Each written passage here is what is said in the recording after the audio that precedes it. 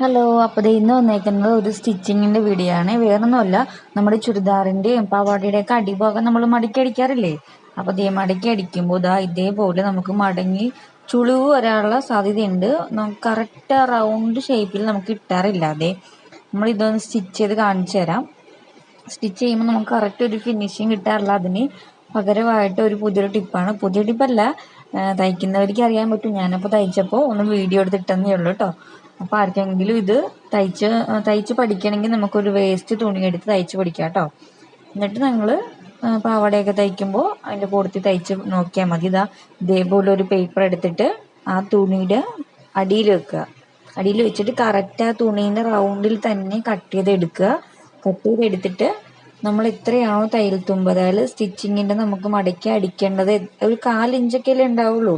അതിൽ കൂടിയാലേ കുറച്ചല്ലേ ഉണ്ടാവുള്ളൂ. അപ്പോൾ എത്രയാണോ നമുക്ക് വേണ്ടത് അത് നമുക്ക് ആ അരികത്ത് കൂടി ചേർത്ത് അടിച്ചെടുക്കണം. ഇതേപോലെ എനിക്ക് കുറച്ച് ഇത് മതി കേട്ടോ.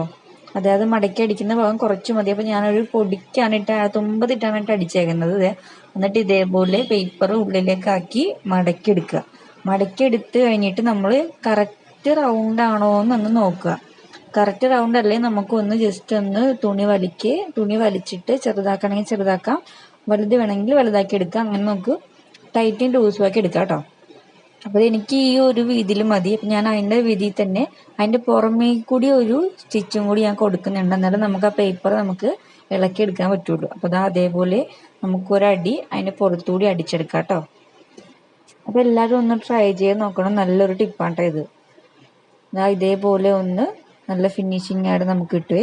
ഇതേപോലെ പതിയെ പേപ്പർ ഇളക്കി കളഞ്ഞാൽ മതി. കണ്ടോ, നമുക്കൊരു ബോറില്ലാതെ നമുക്ക് നല്ലൊരു കറക്റ്റ് റൗണ്ട് ഷേപ്പിൽ നമുക്ക് അത് കിട്ടും. അപ്പോൾ നമ്മുടെ ചാനൽ ഒന്ന് സബ്സ്ക്രൈബ് ചെയ്ത് വെക്കുക. വീഡിയോ ഇഷ്ടമാകണമെങ്കിൽ ലൈക്ക് ചെയ്യുക. ഇതൊന്ന് ട്രൈ ചെയ്ത് നോക്കണം കേട്ടോ. എങ്ങനെ ഉണ്ടെന്ന് കമൻറ്റ് ചെയ്യണം കേട്ടോ.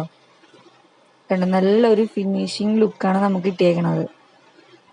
ഇത് ഈ അറ്റം പൊങ്ങിയിരിക്കുന്നതെന്ന് വെച്ചിട്ടുണ്ടെങ്കിൽ അതാണ് ഞാൻ പറഞ്ഞത്, ആ തുണിയോട് ചേർന്നും പേപ്പറോട് ചേർന്ന് നമ്മൾ അടിക്കുമ്പോൾ കറക്റ്റ് ലെവലിൽ അടിച്ചെടുക്കുക എന്ന്. Okay, bye bye.